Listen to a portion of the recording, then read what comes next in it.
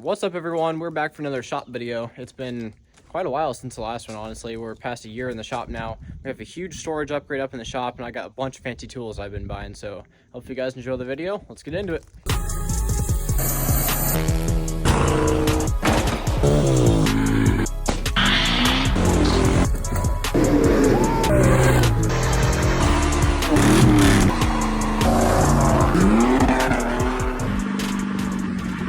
So as you can see behind me, the shop is pretty cluttered. We have this ginormous shelf over here. That's full of stuff. That's all full of stuff. The bench is actually pretty clean right now. That's first. Back here, look at all this stuff. We got 3 sets of wheels and tires, ton of Duramax parts. I got doors over there. That's all Duramax. All of this is Duramax. A lot of it's extra. A lot of it is getting sold.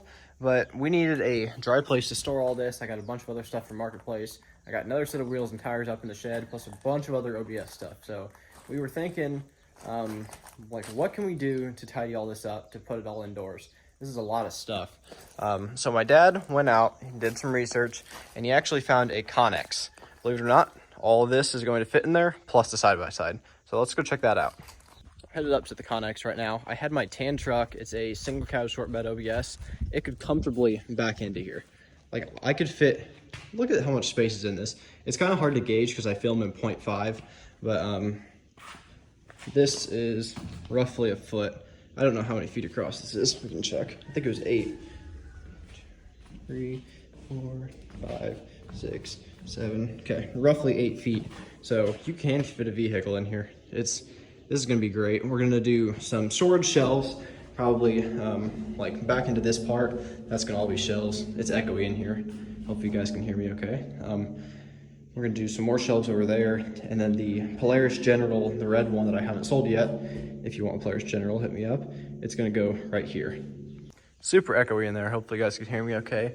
These doors, look how tight they shut.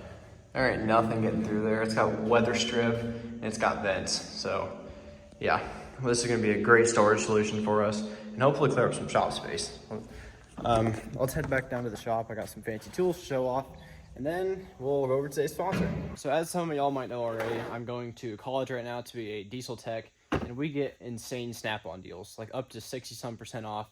Extremely good. So I've been buying a lot of Snap-on, and there's 2 tools in particular. One being these electronic torque wrenches. I also have the 1/2 inch. This probably has to be the coolest thing ever. I'm going to be using this on the front suspension. I'll be able to show this off a little more, but this is probably the coolest thing ever. You can do that, and then you can set angles too. So like LS heads, you got to do like 90 degrees and then 90 degrees. This thing can do what 90 degrees would be. So that's pretty cool. And the other tool I bought is rather expensive. I did want the highest model, which was the Zeus scan tool. Didn't feel like spending 12 grand. So I went 2 models below that. This is the Apollo Plus. It's a OBD2 scanner. It's got some adapters on it. This is probably the coolest thing I've ever bought, which might be dead right now. Nope, it's not. It's alive. So let me get you guys close up of this. So basically what this is it's like the Triton and the Zeus, and it's like all the other ones, but the higher the model you go, the more buttons you get up here, the more stuff you can do. So this is like the perfect high-tech computer that's not like incredibly priced. So the Triton is basically the same as this, but it has some other intelligent diagnostic thing, which I do have intelligent diagnostics on this thing. It's got the quick lookups, you got the OBD2 stuff, scanner obviously, previous data, vehicle history, my car, Dan's Camaro. You can just click through all this. So one thing I like about this is save data. You can take screenshots. So this is a screenshot from Dan's Camaro. We got a couple codes. We need to go through all that stuff and fix it. And I can do that with everyone's vehicle. I got one of the office ladies. Oops, I forgot it's a picture. I got all this stuff saved. My girlfriend's car, Nikki's SUV, Silverado I was working on. I don't know what that one even was. That was my dad's LBZ. And then my car's up here. Like, I had a small code for my car. Don't know where it went. But girlfriend's car. Oh, I forgot about that. Yeah, so I had to go through and fix all this, but this is really cool because what the intelligent diagnostics can do is you click on it, and then it says the top 5 failures, and it lists it all out and like what you can do to fix it. So that's pretty cool. All right, so now that I went over all the Snap-on tools I want to, we're going to be talking about today's sponsor, Mighty Products. So these guys hit me up and they were like, hey, we got some stuff on our website. Like, what do you want to try out? I gave them a couple things and I got to try all that stuff out. So I've been using this all for probably 2 months now. They sent me a canvas tarp, some of these mats, which I'll talk about in a little bit, and then this kinetic rope over here. So without further ado, let's go over these mats. This is probably the greatest thing that I've ever been sent, honestly. They're these $5 recycled rubber mats, and basically they're meant for like non-slip and trailers, but I use them across the top of the workbench. So lumber is obviously expensive, and you don't want oil getting all over all your wood like we already did. But to protect it even more, I put these mats over it, and they've worked perfectly. They're super duper cheap. But it's probably the coolest thing ever, because all it is, it's just a mat of recycled rubber. That's all it is. If you're done with it, you just throw it away. But I've been using it on the workbench. I left a little spot of wood over there, so that is a super useful product. Now let's go over the canvas tarp. So this is the Mighty canvas tarp. This is probably the second greatest thing I've ever been sent, and I will explain why in a second. Let me get this opened. So the reason I'm so hyped up about this canvas tarp is because I have worked outside in the dirt and the leaves and the water, and it has been a horrible experience. So my thought with this canvas tarp is I can have something to lay on that isn't as flimsy as a plastic tarp, but I can also, like, it'll be nice and supportive, it'll be comfortable to sit on, and I won't lose my tools on it. They sent me 2 canvas tarps. One I've been using for kryptonite, so when I'm doing this YouTube stuff, I don't want to sit on the garage floor with dirt all over it. It looks bad, which I did walk on this one a little bit. That's why there's dirt in the tarp. But I set all the kryptonite stuff out. I got amazing pictures of it all because of that canvas tarp. Super duper useful. That one I'm going to be using outside for when I have to, like, fix stuff in the rocks, because no one wants to lay in rocks, right? So the last product they sent me was a 30-foot kinetic rope. Now the thing about this is they were requesting an action shot of each of these products, like showing what you can use it for, and I didn't get to do one of this rope yet, but I got some good ideas that I want to use. We have a lot of sand around here, so I'm going to probably drive one of my friend's cars into a sand field, and we'll use this to pull it out. We'll probably use this to pull around the Duramax. It'd be great for that. But yeah, amazing rescue rope. So let's open this up and give this a look. This thing is ginormous. Look at that thing. Pretty sweet. It's a super duper heavy rope, so it doesn't matter if your truck is stuck or your car is stuck, maybe even a small semi. Again, huge thanks to Mighty Products for sponsoring today's video. Wonderful company to work with, and it's like a lot of parts that, like, are little small things that you don't think is going to make that much of a difference, but this stuff is just convenient for me, and I'm all about convenience if you know me. So super convenient, well-priced thing. So again, Mighty Products, go check them out. All right, so now that we got that out of the way, I just wanted to say that I will be going over these products more and using them more, but I wanted to put it in the shop video because it's a huge convenience upgrade. So let's go check out the final little toy I bought. All right, I just got home. Aussie puppy everywhere. Gonna get dog hair all over my black sweatshirt. Oh yeah, you're getting 0.5 right now. Your nose looks huge.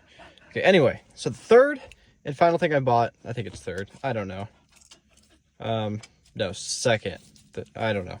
MPVI 3 from HP Tuners. So we're going to try and hook this up to my car. I've already used it on a couple other vehicles. I don't know if it'll work because this is a Stevenson tuner, so I don't know if they lock the tune file for that, but we're going to try and hook this guy up to my car and read it. If that doesn't work, we'll go to the LBZ. All right, so first thing we're going to do is turn the ignition on. Obviously push start, you just... All right, ignition on. So then you plug it into your, get out of here. Oh, it's gonna beep 5 times.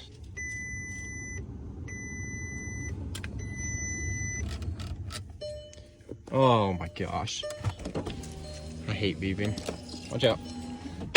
Okay, so now you plug this, the MPVI 3 into your OBD2 port right down here.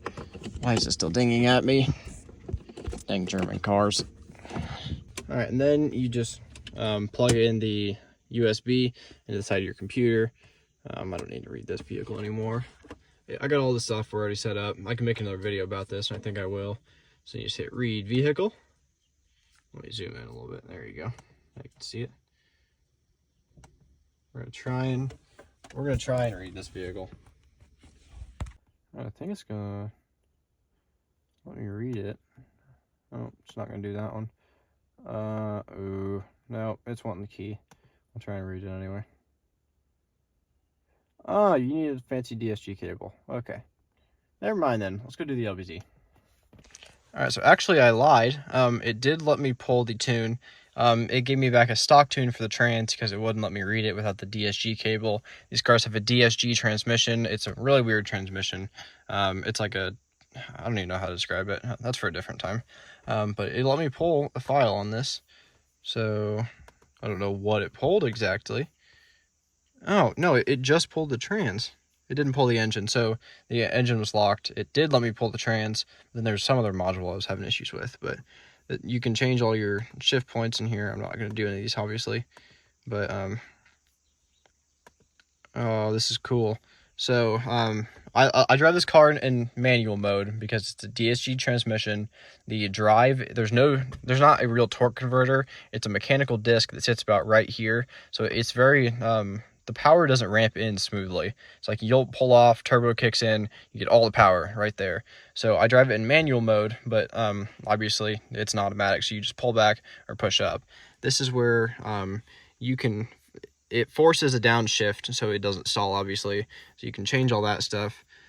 That's all pretty cool. I'm not gonna probably touch any of this right now because I don't have any credits anyway, but it's letting me do some stuff. It's not letting me do anything that was pre-tuned. So that's pretty cool. I'll probably make another video about this later. All of our vehicles are either completely stock or modified. I can try and do the Tacoma, but who wants to see a Tacoma tune? No one. I can read the California ECU off the bench.